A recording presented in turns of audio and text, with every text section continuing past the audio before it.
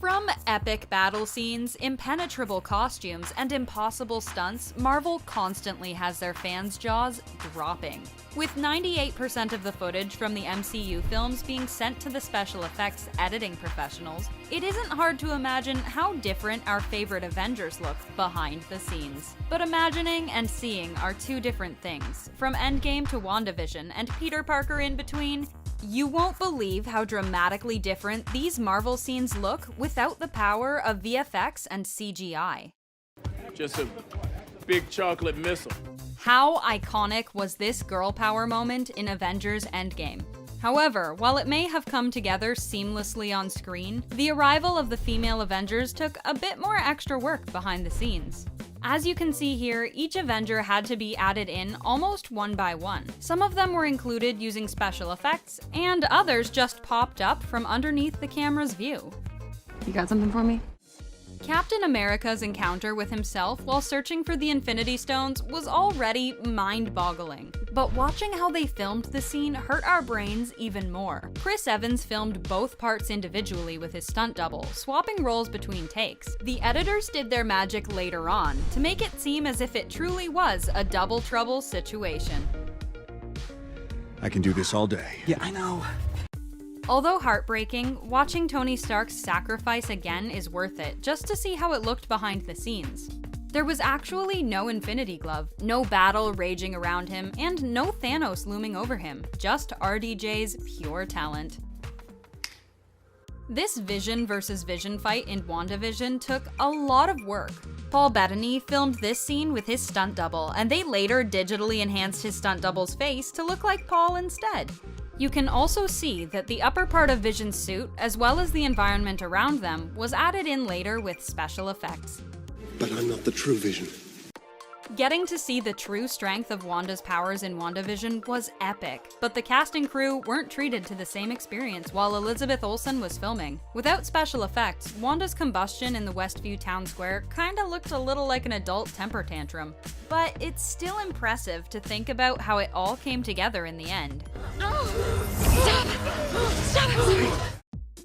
This scene had our heart rates spiking, but we're glad to know Tom Holland wasn't in any danger filming it. Behind the scenes, Thanos' ship was actually just a green screen wall that Tom Holland was climbing while attached to a wire and wearing a motion capture suit.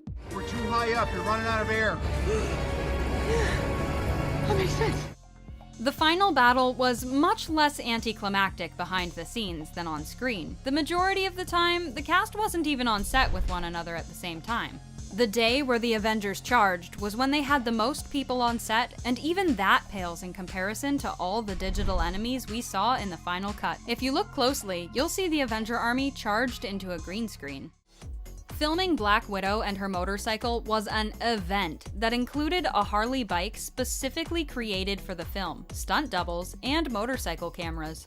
For close-up shots, they would film Scarlett Johansson at a standstill, but for action shots, they had her stunt double weaving in and out of cars while two cameras followed in front and behind on motorcycles of their own.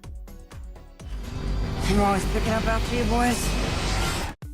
Not all special effects are done with VFX, especially in the first episodes of WandaVision. They swapped out Wanda's red waves of power for strings, poles, and simple speed adjustments to achieve that perfect 1950s style. Well, please eat before it gets cold. Sorry to disappoint, but Thanos, not real, not even behind the scenes. In order to bring him to life, Josh Brolin had to wear a big motion capture suit, which made his battle for the Infinity Gauntlet with Captain America in Endgame a little awkward without all of the special effects. Captain America's shield was also added with VFX, meaning while filming, it was basically Chris Evans throwing an imaginary weapon at Josh Brolin while he pretended to get hit. All 6 stones, I could simply snap my fingers. Living on a land full of vibranium would be epic, but unfortunately, Wakanda was all green screen and special effects, including their futuristic planes. However, they still tried to make filming as realistic as possible, like the fight scene between T'Challa and M'Baku, where the set designer created a pretty realistic base for the shoot. Glory to Hanuman. Doctor Strange's cape for a lot of the scenes wasn't actually there. Benedict Cumberbatch would go through the motions of grabbing and putting on the cape, but it was added in later on using special effects. They just couldn't recreate how lifelike it was without help from the digital realm. However, in other scenes where it wasn't the main focus, it was just a part of Benedict's costume. Mark Ruffalo has expressed in the past how embarrassing it sometimes was to be dressed in a large motion capture suit around the rest of the Avengers cast. While we admit it looks a bit odd, it was also that the editing team could do their magic like in this scene with the Hulk and the Ancient One. He's wearing his suit, but also standing on an elevated surface, in a green screen studio instead of New York. And Hulk. Smash.